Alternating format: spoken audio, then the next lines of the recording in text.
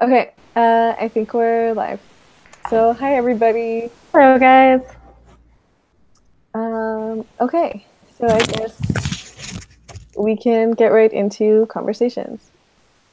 So we read The Poppy War, which was pretty crazy. I had I retweeted this from I think Lynn Manuel Miranda on Twitter, obviously, and it was like some joke about like someone's grandpa listening to Hamilton and not understanding it because they're just like it doesn't make any sense. It's like it's not in like it's illogical or whatever. And like the grandson's like it's because you're listening to it on shuffle. Um, and like the exact same thing happened to me when I was listening to the first CD for this. I didn't because like I listened through it on my iTunes and my iTunes is always on shuffle. So like when I first started playing it, I didn't notice. It took me like I was halfway through the first CD and I'm like, I don't understand what's happening until I finally looked at it and I'm like, oh my God, I've been listening to this on shuffle. No wonder it goes from like her talking about her like crazy family to like suddenly being at the school. I'm like, did I miss something? The hell's Yeah. happening? And then I looked at it and I'm like, oh, it's on shuffle. My bad. I did think there was a really abrupt jump between part one and part two. Like I actually had to like go back and be like, oh my gosh, did I miss a chapter? But I think it was just like, okay, that section is over. So did you go back and re-listen to the first part? I went back and I listened to like I think because it's not the like audiobook thing whatever isn't like chapters or something. It's divided into like tracks, like as if there were songs. Oh, It's okay. like 2 or 3 minute tracks that make up like an hour or something like that. So I just went back like a couple of tracks because like I didn't know how much I had missed or whatever. And I was pretty sure I'd listened to like the first couple ones. Everything was like out of order, and I'm like, I just want to keep going. But I'm pretty sure like at the beginning I didn't miss anything like too um too like important, I guess, because I got the Mm-hmm. gist of it. Like she was studying to get into synagogue, and like I had an appreciation for how hard it was for her. So I think that was like the important part of the beginning. Yeah, for sure. Um, so I came when I was like reading reviews and stuff, I came across a term that I had never heard before, grimdark. And so I was like, oh, that's interesting. And then the the author of that piece was talking about how this book doesn't quite fit the definition of grimdark. Hmm. Um, and then for anybody that doesn't know, like I didn't, grimdark is just basically kind of a world without hope, like really, really intense, like dystopian. Like they're the probably the best example of at least grimdark fantasy would be the Game of Thrones series. Mm. And so that's why I named this Grimdark because I was like, well, I think it might actually fit at least for this first book. I know that there's supposed to be what two others in the trilogy. Yeah, I was just about to say, I'm like, I think it's a trilogy. Yeah. Um. So what do you think? Do you think that there's any hope in this world? Do you think it's an actual example of Grimdark? Oh, that's a good question. And like my understanding of like the term and like stories and stuff that fit into like the grimdark like genre, I guess, or like media that would be classified that way. Um, it's kind of like the concept of like kind of like bad things happen sort of without like reason, like like you can kind of see how things could have been avoidable and like it just gets to the point where like it's obvious that the like story or whatever is being written for the purpose of being dark. Mm-hmm. Like it's it's been written so it can give you that kind of like hopeless feeling, and not because like like the death, the violence, or like whatever other like dark elements are necessary exactly to the story. Like you could tell like it's not necessary for the characters or something like that. It's because specifically you want to tell this like just really depressing story. And I don't think at least in my opinion, that this really fits that way. Um, like in terms of like the idea of like warfare and stuff that basically like the Poppy War centers around, I feel like it's a pretty realistic portrayal. Like obviously apart from like the magic and stuff, but like the just like the idea of like the horrors of war and stuff, which I feel like gives it the grim element, to me comes off as more realistic than like being there just to give it like a dark element. Yeah. Okay. Yeah, I can completely understand where you're coming from with that. Um, I was surprised might not be the right word, but it was a little much to take in that the what was the city? Illis Goyen? Golanese. Yes. That was based on a real event, the Knocking Massacre. Yeah. And that was like, man, because that was so brutal. And I remember learning about it in school, but I think we just glossed over it. I don't think we ever learned about it in school. I know that like a friend of mine who is Chinese, one time we were talking about a different movie that deals with like the aftermath of the bombing of Japan, so like Hiroshima and Nagasaki, and she said something to the effect of like um, kind of sorry, kind of like not necessarily feeling too much sympathy or something because of like what Japan did to China or something. And like I remember thinking about it and I wanted to ask her what she meant. But I can't remember what happened, like something, I got distracted, she changed topics, and I never did ask her. And now that I read this, I was like, oh my gosh, this is probably what she was alluding to because it happened during, I think, the Second World War or just before or something. But like Japan wasn't, I think, held accountable for anything they did until after the Second World War. Because I think like once um, like people start being convicted for war crimes and stuff, it's like in the like 1940s, late 1940s, mid 1940s. Um, but yes, anyways, I think I wrote this in my post too. That like once I read the descriptions and stuff in the novel, like it became pretty obvious to me that it was based on true events. Yeah.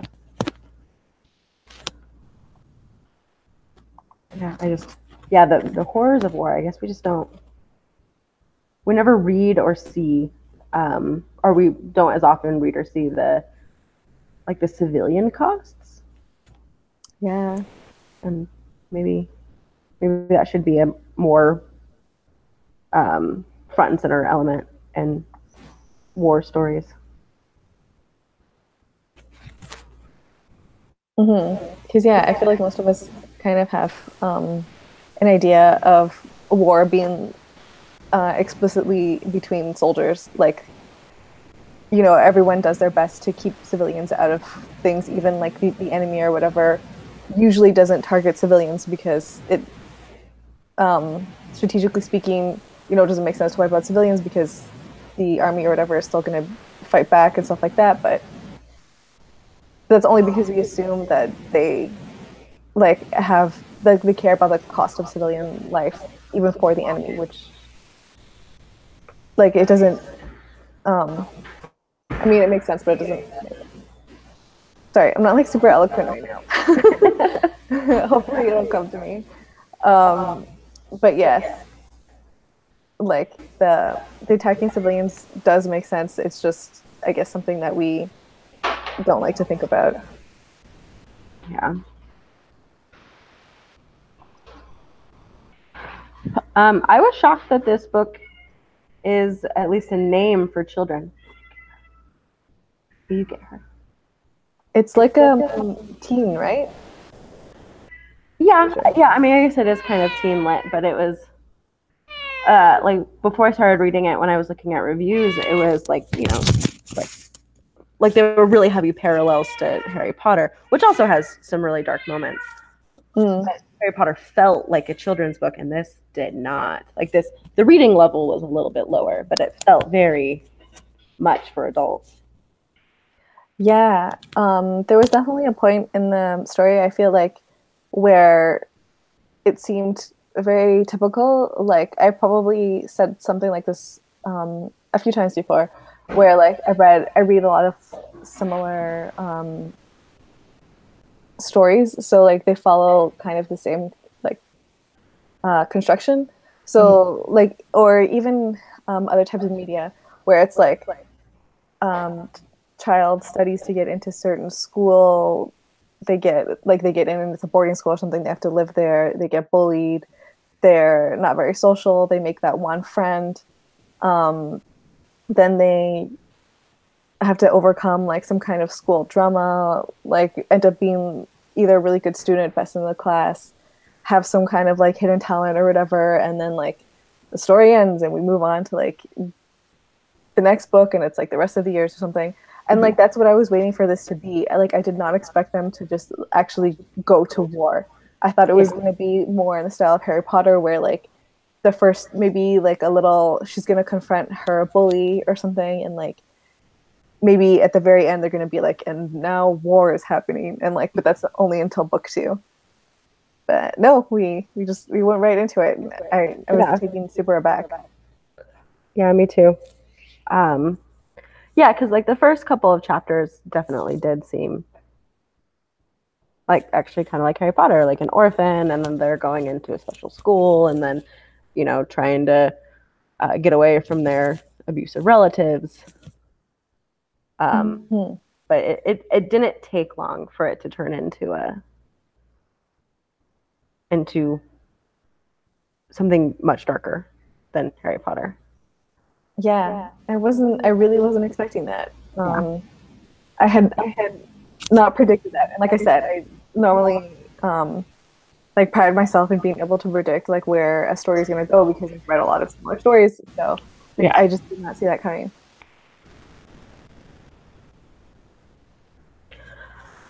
Who is your favorite character?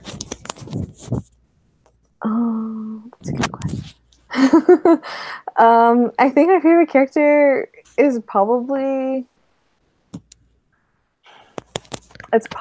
Alton or I can't remember how to say his name. Chagun? The lieutenant. The seer? Yeah. Yeah, Chagun, yeah. I liked Kate. Oh. Yeah. Um, I know. yeah. I was gonna say I should apologize for mispronouncing people's names.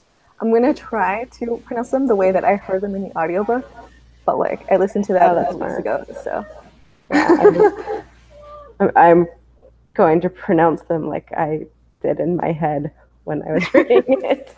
If please, if anybody, please feel free to tell me if I'm pronouncing something wrong.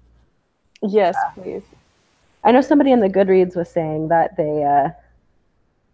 that towards the end, Kate bothered them when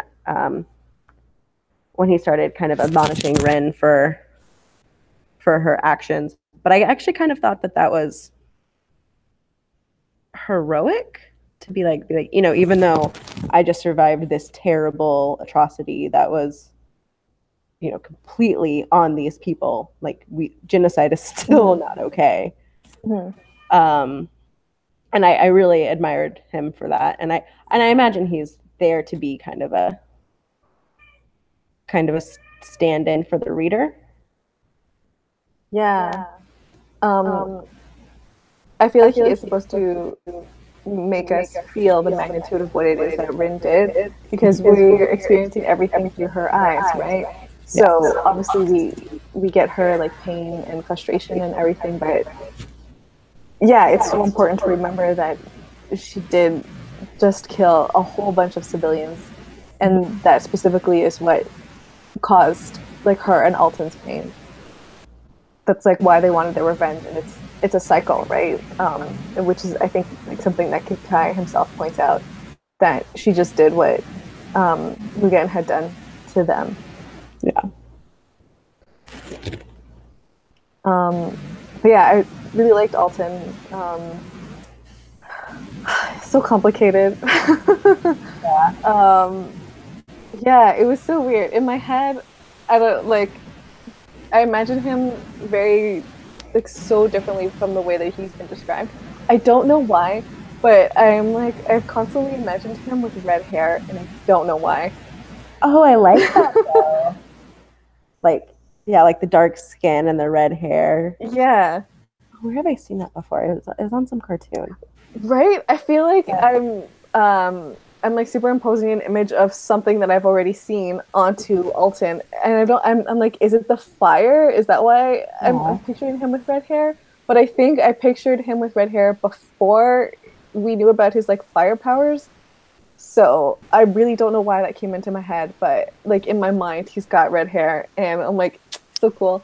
I really like that That's, though. Like that's so, like visually that's so interesting. yeah, but I don't like that. That's not canonical. That's just my head. But anyways, very cool, very interesting. Yeah, I mean, every time there are like any type of characters like in any media that have any kind of like addiction problems, like I always find it so hard to like be upset with them in a lot of different ways because I know addiction is like it's so difficult where like someone will come in and be like, you know, that's like super bad for you and like you can't do this and like that's what Rin or like initially was super upset with him about because she knows the cost and the toll of like taking opiates basically. Um, but like it's just one of those things where like when you like as soon as you start you can't really stop, especially the way that he was made to be an addict essentially as a Yeah. child and like everything that happened to him is just so crazy and like once you see the way that he is through the lens of like the things that have been done to him, um I feel like you realize that it's kind of miraculous that he could even kind of function like a normal person. Mhm. Because like I feel like for the most part, um, like he's like he had a lot of good intentions and he was at heart, I feel like a good person. It's just that like at the end, after like everything that happened to him, it just like he had to like he wasn't dealing with his issues because like I know some people are gonna be like, well, he treated Rin pretty badly and their relationship was kind of crazy. Yeah. I mean, I'm not what's the word? I'm not condoning his behavior and stuff, but like I can kind of understand how he could fly off the handle like that. He reminds me a little bit of Harry in Order of the Phoenix, where like he was just yelling at everybody because he didn't know how to deal with his trauma. Yeah. I do feel like a difference between Harry and Alton though is that Harry was 15. And Mm. I know that Alton wasn't much older, but he was is in his mid 20s. Because if at the end of the book, Ray or Ren was 19. so, and he was 5 or 6 years older than her. Was he? Well, because if school was 5 years and it was her first year when it was his last year. Mm. Okay. Yeah. So let's say he would be like 24 or something. Yeah, but because Alton was actually one of the characters that I changed my mind midway through, and I did change it back when you kind of could see more of his background. I couldn't understand more where he was coming from. Mm. Um, at school he was like the dark and mysterious, and was her crush on an older guy, and that was really sweet. And then and for some reason, until we had met Alton, I thought that the Spirulina Massacre had been, years before. Like it had been long enough that you could like make myths up about it. I didn't realize it was something that was like, very recent history for this world. And so I was actually kind of confused when they were like, he's Spirulina. And I was like, but that was like 300 years ago. Like, how did that? But once I figured out that I had just misread, I guess. Um, and then I did spend some time thinking about like how traumatic would that be, and it never crossed my mind that he would have remembered some of it. Like he would have Mm. been old enough to remember this. Um, but then when when they went to war, and how like awful he was to Ren, who was his ally in every way, and he didn't. because he wasn't like Jun. He didn't run his company like actual military. And then all of a sudden he expected military obedience from people who he had never expected it from before. He had never either been obeyed or obeyed like that. And I was like, that I didn't understand that turnabout. Mm-hmm. I understood why he let Nyaka die. What's his name? You know who I'm talking about, right? The rival slash bully at the Yeah. beginning. Yes. What's his name? Your Nyaza? Um, Nezha. Neza. Neza. Yeah, I think. Yeah. Yeah. Yeah. Go on. I think from a like an intelligence gathering point of view, it made more sense to get the enemy soldier. But I did not understand why he was so strongly discouraging her from keeping in contact with people who she knew before the war. That seemed like a very isolating move from somebody who was already so isolated and didn't like should understand what it means to be completely removed from the people from your past. As we learn more about him, like I could forgive him for things, but I don't think his past necessarily precipitated those mistakes. Right. He was a tragic figure who didn't just make mistakes because of his tragic past. Does that make sense? Yes. I feel like Alton was definitely a problematic character. But that's one of the aspects I kind of really liked about him. The one issue that I do have with him is when he like physically attacked Rin. Yeah. When he like basically was like choking her or something and gave her those bruises on her neck. That when I was like, whoa, Alton, like calm down. You've gone too far now. I was glad that Nezha grew up. Me too. And it seemed like a very realistic change. Like, oh, a schoolyard bully whose, biggest worry was being embarrassed. And then he's like, oh, well, out in the real world, it doesn't really matter, especially as brutal as their real world was. Yeah, it had a bit of a Draco Malfoy feel. Yeah. Like at the very end where he's just like, I guess we should put like our rivalry behind us.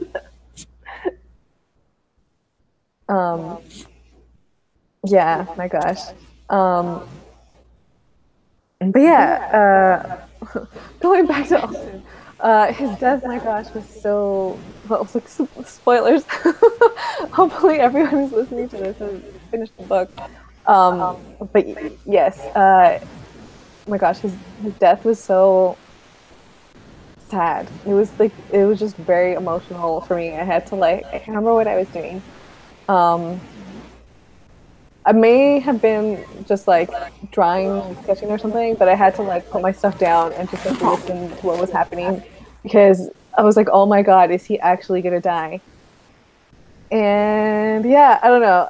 I'm still kind of one of those people who's like, unless we have the body and we know for sure that they're dead, they could still be alive. So I'm like, maybe Miza is still alive, maybe Elton is still alive. I don't know. The one thing I will say, and that I was really surprised about, and that I actually really appreciated, was the fact that there are no like actual romances in the story. Like Rin has her complicated romantic feelings or whatever towards Alton, but she never says anything about it. Nothing ever comes of it. It's just kind of like this one thing that comes in and out of her mind, and then doesn't really come into the narrative. Yeah. I didn't really notice that, but you're right. Yeah, because that's actually really unusual for teen lit.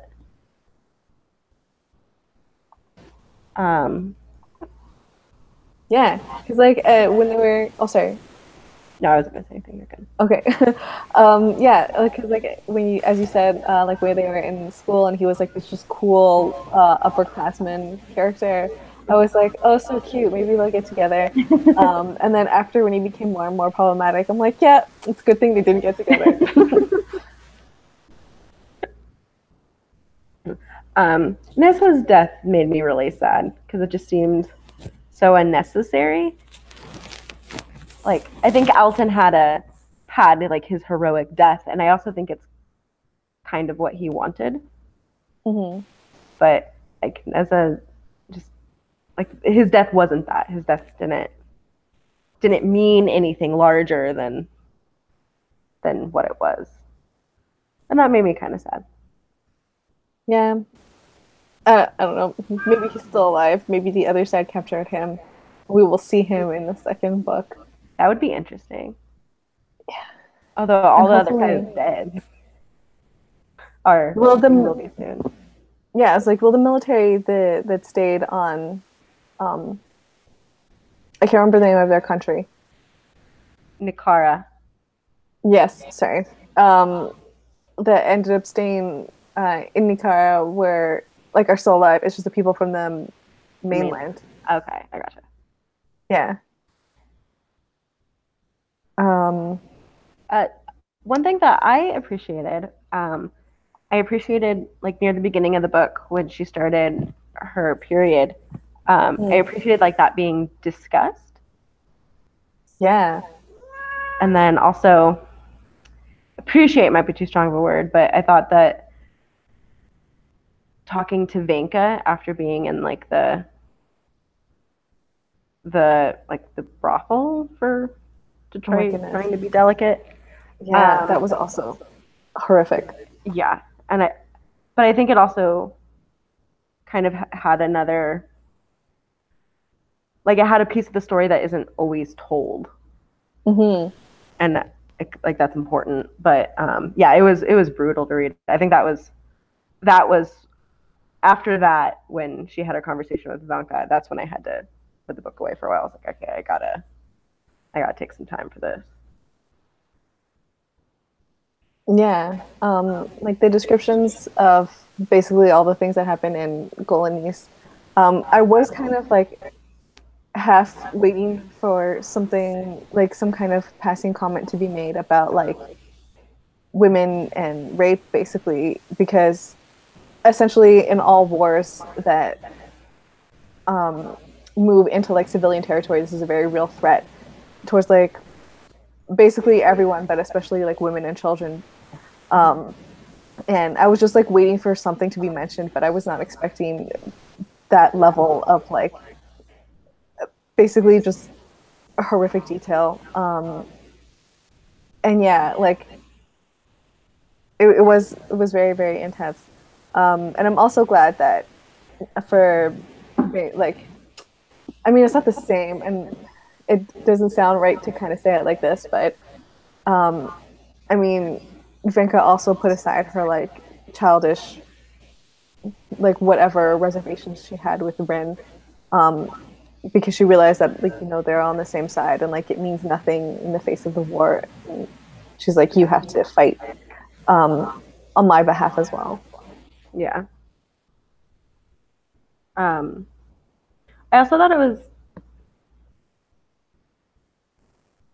interesting that they had broken Vanka's Vanka's arms, Mm. so she couldn't fight back. I wonder if they knew her past, uh, but it makes sense to weaken the stronger the stronger people.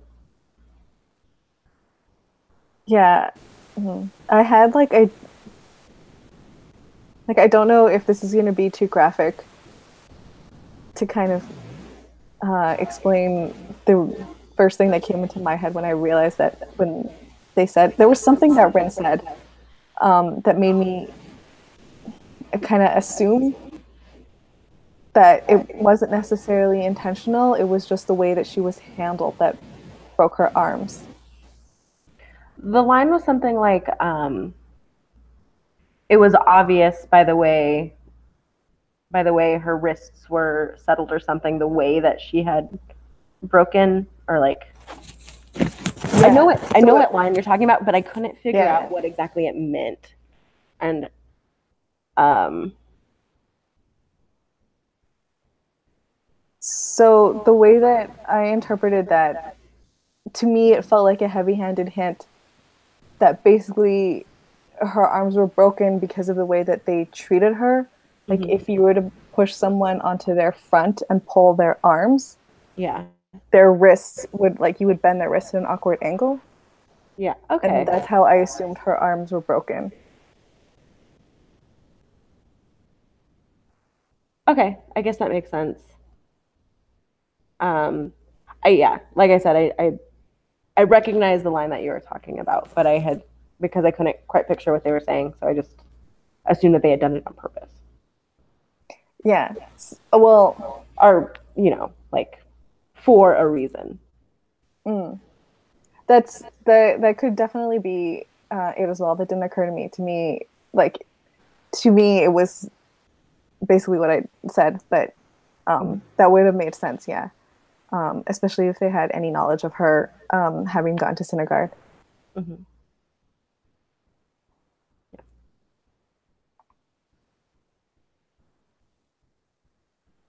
Um, what did you think about the revelation that Jiang was actually one of the triad, one of the like the sacred three? Oh, sorry, hold on. Before we move on to that, actually, we've got a comment. Yay! Chris says that Venka's experience in the brothel is based on the real experiences of comfort women enslaved by the Japanese during World War II. Um, yeah, I believe that. Again, the descriptions were so detailed that I'm like, this has to be based on like a real thing. So I actually Because, yeah. Sorry, I go lived on. in South Korea for a while, and Mm, I was there when they had the. I don't actually know how much it made it back to the West, this new story, but um, they've been going kind of back and forth, probably since World War II, about getting an official apology and for maybe reparations for the Korean comfort women during World War II. mm, And so there's a whole bunch of like documentaries in Korea and stuff about that. And they have a couple of statues around, and there's also a couple of monuments because when Japan invaded Korea, they destroyed a whole bunch of religious and like cultural sites, and one of those sites they built up this monument to comfort women. And I watched some of the documentaries where I was there, and yeah, it was just horrific. And some of the women are still alive. oh my goodness. Yeah. Yeah, it's crazy to yeah, it's so weird because to us it feels like it's so far removed. Mm-hmm. We kind of don't realize that it is still in living memory. Like, yeah, there are people who either like were there or who were like very young when it happened. Mm-hmm. Which is yeah crazy. I read a little bit about the King Massacre. And it's to me it like blows my mind that basically there are still people in Japan who are trying to refute it, basically saying like either it didn't take place or it wasn't civilians that were like killed or treated like that. They're like, oh, it never happened, or the death toll is being exaggerated or something like that, and Or they were which is paid. crazy to me. I really like just sorry. Um, the big one that I've heard is they weren't like they weren't forced. It was like paid prostitution, and so Police. yeah, and so that's the big excuse that I've heard. Ugh. Yeah. Yeah, that's like yeah, no, absolutely no one is buying that. Even the person who is saying that doesn't believe that. Yeah. But anyways, yeah, that's it's really crazy and it blows my mind. I can't believe you wouldn't at this point just be like, yeah, we did like a really bad thing. Um, we really should not have done that, and like sincerest apologies because like if the shoe were on the other foot, like how would you feel, basically? And Japan's defense, they've had a couple of, at least towards Korean comfort women. I don't even know. Um, they've had a couple of like half-hearted apologies, but nothing to where, nothing close to what the Korean government wants. But to be fair, I don't really know exactly what the Korean government wants. Yeah, I mean, what really could you do to make up for something like that? It's insane.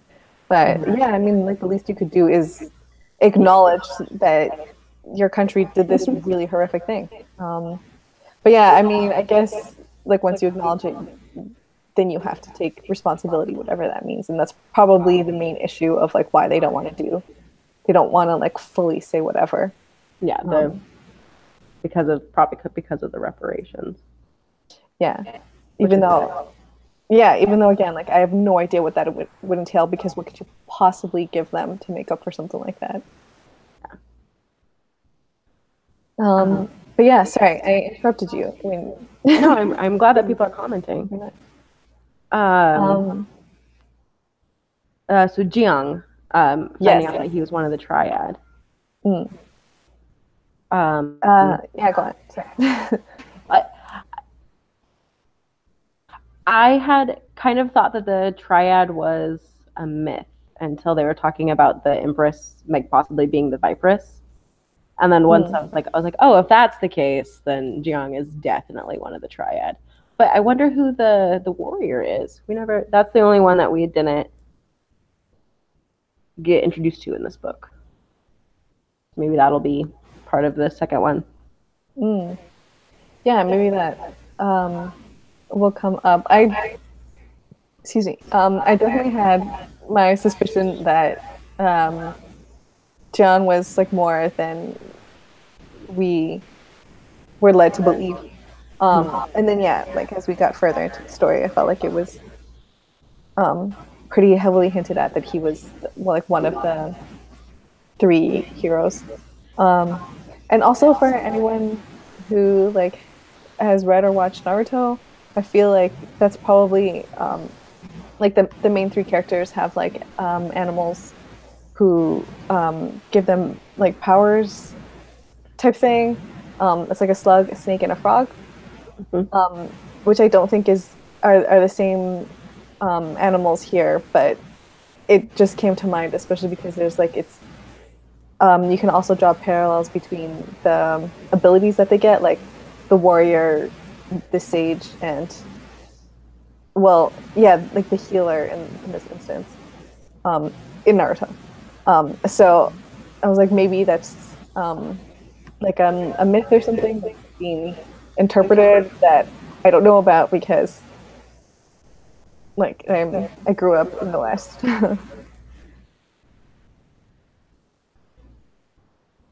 Yeah. Um, somebody commented on the Goodreads discussion that there's a lot that Western readers will kind of like a lot of like cultural touchstones that Western readers will miss out on, and I was really hoping that they would tell us what Elaborate. some of those were. But I mean that it makes sense that a story that has all of these kind of mythical elements would some of it would just kind of go over our heads. The only thing that I think I know, and I could be mixing this up, is that the names for some of the psych characters are references to the Journey to the West. Um, I The think what it's characters? Oh, the psych. yeah. Sorry, I'm not sure if that's how you pronouncing it in your head. Yeah, it was, but I still do not understand. um, yeah, so it's like Journey to the West, which I really I'm not entirely sure about. I think it's like um, across Asia, like China and India. Um, and it's supposed to be just kind of like a pilgrimage. And this story basically just deals with a lot of like different philosophy, Confucius, Buddhist. And it's supposed to be, I think, like a bit of a comedy as well. And it's kind of like where a lot of, um, uh, I think, like Asian story tropes and like myths and stuff. It's just a well-known story for them. Like I'm like I really don't have like a lot of information on this, so I hope I'm not making a lot of mistakes here. But I think it's Suji who is one of the Journey to the West character names. I'm Um, like, I and really don't have like a lot of information on this. so I hope I'm not making a lot of. Okay, so I just made a mistake and tried to open the live stream to see where you were seeing comments. And like I think I missed the last 30 seconds of that. I'm sorry. No, no, it's okay. Yeah, so Tsuji, I think, is supposed to be one of the characters from Journey to the West, and I can't remember if he's the one who has like the monkey god. Oh, okay. Because I think the character Tsuji in Journey to the West is also like either like a monkey god, something to the same effect. And that was supposed to be a reference. There's another character, and I can't remember the name, that I think is also Journey to the West. Like the little I kid. can't remember who though. Sorry? The little kid. The Oh, the bomb kid, like the explosions kid. Yeah. I can't remember his name. Yeah. That was the scene with the first scene with the psych felt very like teen lit, very like a kid. Yeah. Like a doo, doo, doo, doo, doo, doo, doo. It was cool. It was like it's like that, almost like that Mean Girls scene where you're like in the cafeteria and there's just like, oh, there's those guys over there and like the greatest people you'll ever meet. Um, yeah, it reminded me a little bit like that. And it's really funny the way like that kind of like schoolyard sort of like politics in crowd or whatever is still applicable to like the military where it's supposed to be like men fighting and stuff. Yeah, it was kind of funny to see that, but it was really sad to see the way that the psych kind of deteriorated throughout the book. Yeah, I found it to be just like indescribably like sad that the all of the psych will eventually go crazy and be interred in this mountain. And like they all know it, like it's not a like a surprise, and they're all just like kind of comfortable with eventually interring their friends and their commanders. I was like, Jesus Christ, that's dark. Yeah. So now that we're here, what did you think about the whole concept and stuff of the? Okay, this is the way the audiobook said it. Of the Chulu Creek, which is the mountain that you The mountain prison go to, basically. That is very close to how I said it. I thought it was, like I said, I thought it was just like crazy, like a crazy dark idea. But I do kind of like the idea that the only way to contain a god is under earth. Like something about like earth containing that power just makes sense in like kind of a visceral way.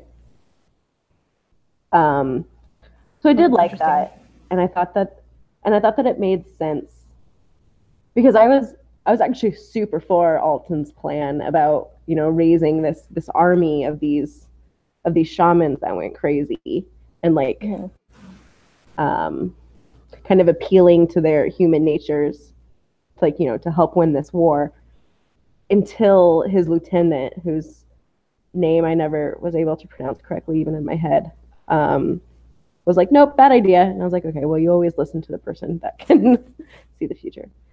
Tagan? Yeah, him. And so I thought that, and it also, like, the scenes in there also felt very, like, I don't know if she actually changed up her writing style for it, but it felt very very claustrophobic, very like tight knit. I could feel that they were deep under the earth, and that there was no light, and that it was very scary and stark, and I was actually glad to see Jiang again, and that he had peace, and that he had chosen to be in the prison before he could go crazy and hurt people.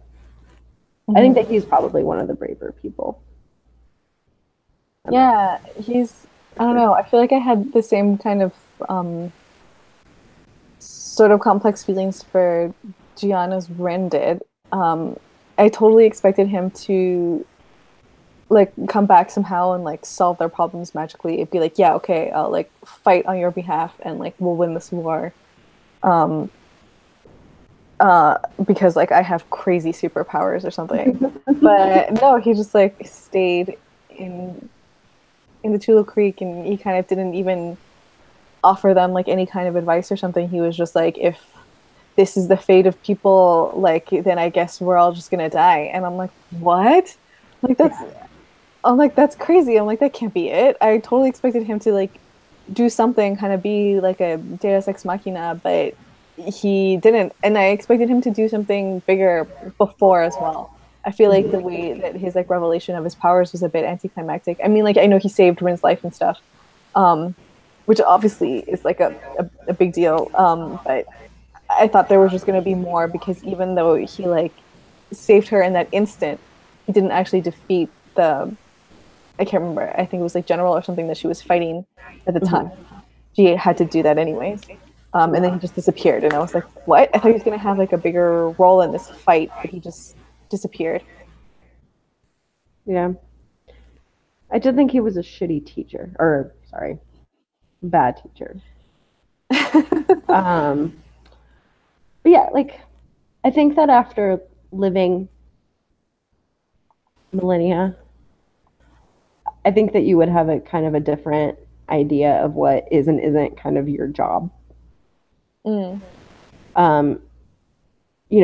earth surviving is maybe more important than war, and hey, losing yourself to this, will break apart the fabric of reality as we know it. You don't understand what you're playing with yet. Like, I don't know, I just bought it. Like I bought his point of view. Yeah, like I could feel the fact that he was so kind of far removed. Like, yeah, he was looking at like a picture that was so much bigger than they could comprehend. Like I got that, but I was still like so deeply into the human horrors that they were going through at that moment that I was like, there's got to be more that he can do. But yeah, I feel like it was true to his character to stay there and go willingly. And yeah, I really don't know what the heck is going to happen with Tyr's previous commander that they let out accidentally. Was it the previous commander that they let out? Yeah, I'm pretty sure that's who that was. Oh, I thought the previous commander died. I think it was him, because didn't they mention like Alton bringing him to the? Yeah, but so maybe like the previous commander, because like the previous commander was Tyr and he died, and that's when Alton took over. But when Tyr took, maybe it was the commander before Tyr. Maybe it was then. But I'm pretty sure he was also a commander of the sect. Maybe it just wasn't the one right before Alton. And so, because it was like Lyman or something.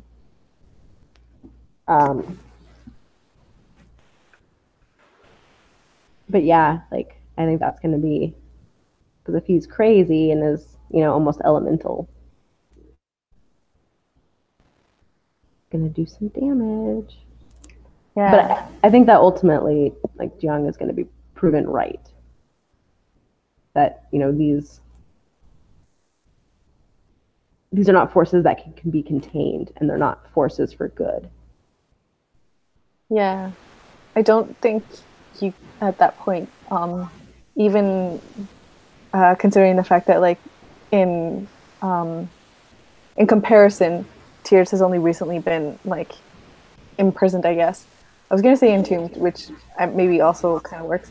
But yeah, considering the fact that he hasn't even been in the Chula Creek for very long, I feel like at that point, there really just isn't any humanity in any of them. They really have been like all just so consumed by the gods and their powers and stuff that you can't really appeal to um, their like human nature because either it's not strong enough or it's just not there. Yeah, yeah, that's definitely the feeling I got, was that like not yeah, these people can't, or these beings can't be controlled, um, and they're just not. Which I guess is weird, because I guess if it was a Nakaran god, it would fight for Nakara, Mm. but maybe not.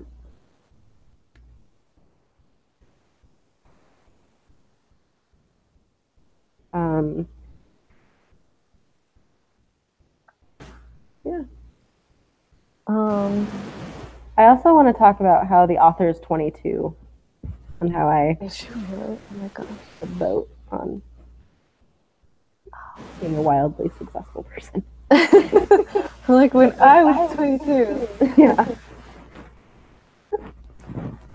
Oh my goodness. Yeah, I feel like the some of the authors that we've been reading lately are really young. Like not necessarily yeah, well, I mean like just by any kind of standards they're young, but like especially for like published authors.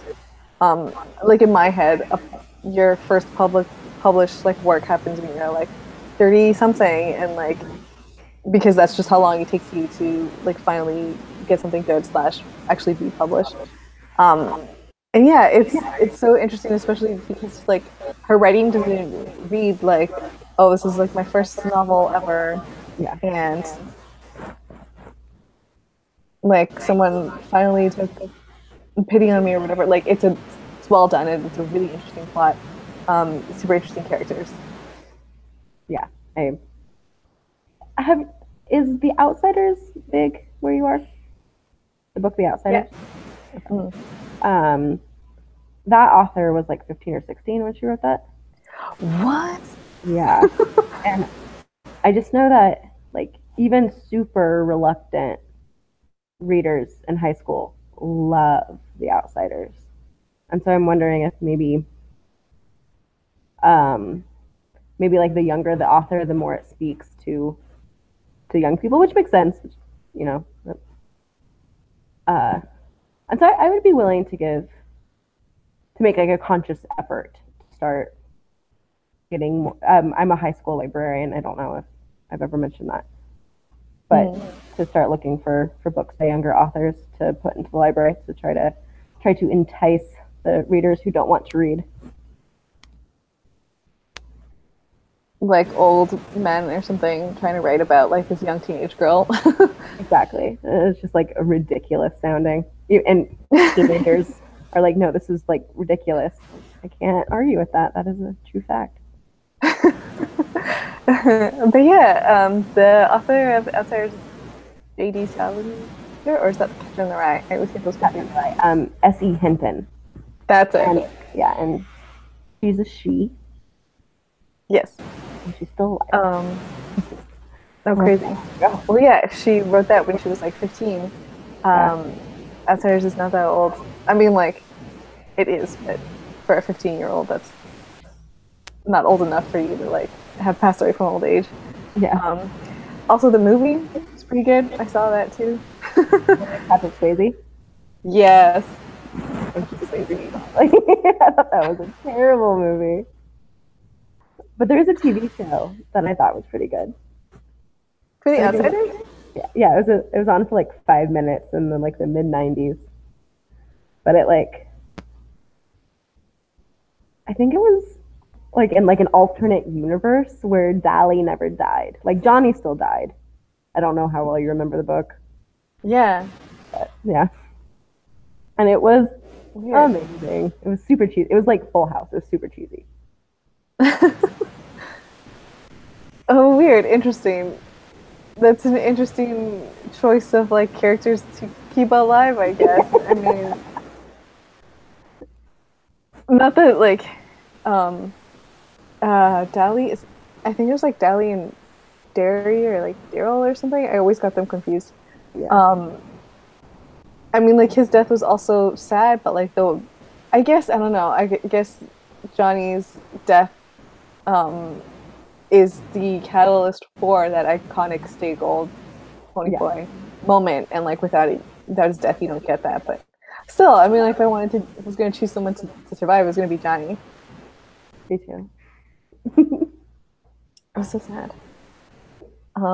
But anyways, uh, yeah, that's so crazy. She's so young. I was looking on her Twitter, um, which was pretty funny. Just talking Oh. about like crazy rich Asians, which I also saw. It was really good. Oh, did you? Did you like it? Yeah, I enjoyed it. I haven't read the book though. Oh, I did see the Meg, the huge shark movie. It was terrible, but it was like amazing. Like it was terrible in a good way. Oh, yes, yes, okay. And I read It was that like book, and that was also terrible, but in a good way. Okay, so should we finish up with any last thoughts and then talk about the readathon? yeah, I think we have covered basically in our discussion topics.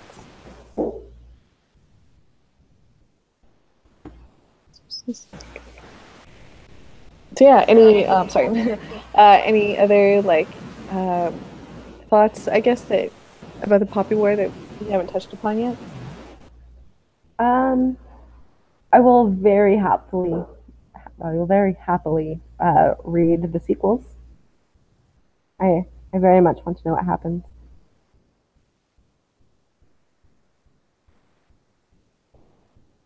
Sorry. Yeah, same. I would like I did enjoy the audiobook. I feel like the narrator did a pretty good job. And yeah, it was cool to hear the names because in my head I wouldn't have actually tried to pronounce them because they're so far out of my comfort zone. I would have probably just like gotten to the point where I just know them by sight. Yeah. Um, but yeah, it was like it was nice to hear everything because in my head I would have just made a really big mess of it. I already have trouble pronouncing things that I've never heard before. Um, but yeah, I would like to physically like read the book. Because there were a couple of moments you touched upon one of them when they're in the Chula Creek where I would have liked to see like visually see the way that it was written. Because I feel like sometimes to the physical way that things are written are kind of like a cue for the reader to like interpret something in a certain way. Like even if we're not conscious of it, sometimes like the visual is important as well. Yeah. Um, yeah, Like and I would have liked routes to or see. something. Yeah, so I would have liked to see that. Um, so yeah, for I also too like definitely want to read the sequels and I like want to actually read the physical books this time. Yeah. Do you know when they're coming out? Because I don't think it's soon. I think this just came out. Yeah, I think this one just came out too. I don't know if they have a predicted date. It might be something like generic, like in the fall of next year or 2 years, something like that. Um, let's see.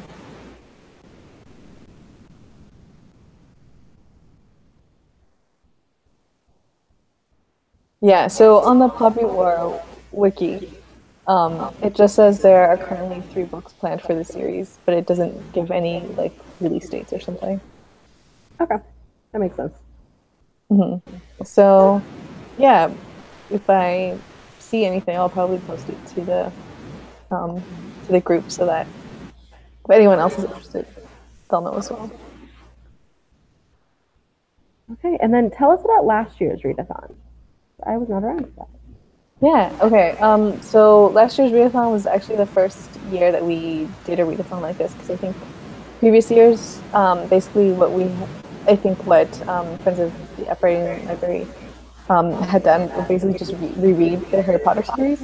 Not that we're not into that, but we thought we might change it up basically. And the previous co-manager actually came up with the idea for it, and she coined the term "resist readathon," um, and we decided to read books on basically social issues, and we came up with the Black Lives Matter, immigration, LGBTQ, and feminism as like issues basically that are we we just kind of want to talk about and are like just really big social issues.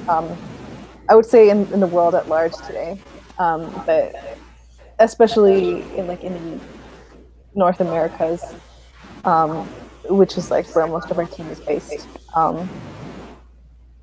And yeah, um, it was it was really interesting. I can't remember what our reason was for last year that we had to read the books for like we gave ourselves 2 weeks per book. I can't remember what it was, but I know that there was a reason why we did that.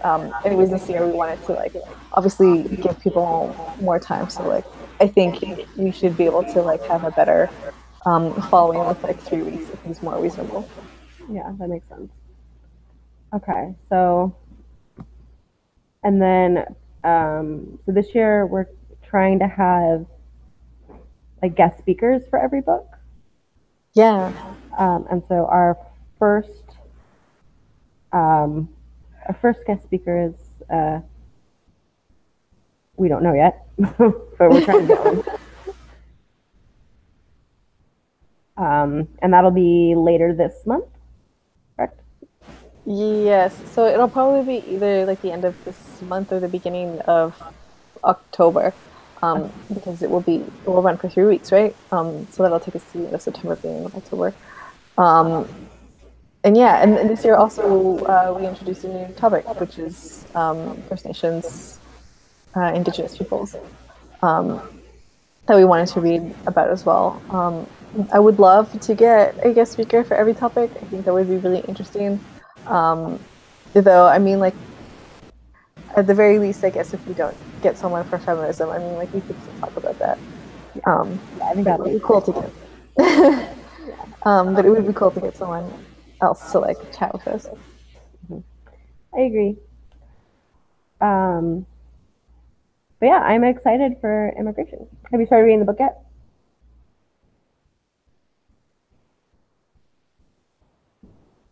Sorry, just had to drink some water. No, I haven't started reading it yet. I've been reading someone in Friends of the Upright Library recommended because I posted that tweet kind of recently where I was like, I want to read a book about dragons. And someone recommended Seraphina to me. And I've been reading that. It's pretty cool. I've never like read or like heard a story where like dragons can take the shape of people, and then just like live kind of in the community with them. It's like it's very obviously also um, got like a Christian religion in it. Like it's not actually Christianity in it because this is a different world or something, but it's very obviously Christianity that they have in it. And I always find that so interesting when like books take um, like real life elements and then just like do one or two like little tweaks and they're just like, and this is like something completely different and basically just make a whole bunch of commentaries on it. Mm-hmm. Um, yeah, and I feel like that's really prominent in Serafina. It's really interesting. I'm reading The Meg because I love terrible shark movies, and I thought I might like a terrible shark book. Um, and then I'm also reading A Man Called Ove, and I am really enjoying both. I feel like I heard the second one, but I can't remember what it's about. It's cool. I'd recommend it. I mean, so far I just started. I'm reading that for another book club that I'm in. Nice. But yeah, so Readathon will be starting soon. Looking forward to that. We'll post a announcements for the rest of the reading schedule. We'll along with that, we'll post our dates, and then the live streams will be announced as we organize them. Um, and I think that's it. Yeah, guys, please feel free to add to the conversation, even if you haven't read the book or haven't started the book. There's still like really complicated topics, even without the kind of the guide of the reading book. So don't be shy to talk about something, even if you haven't read the book yet. And Yeah. okay, well, it was good talking to you, and I will see you next month. Yeah. Thanks for talking. um, yeah, we'll see everyone next month, and hopefully you can join us for the readathon. Good night, guys. Okay. Bye.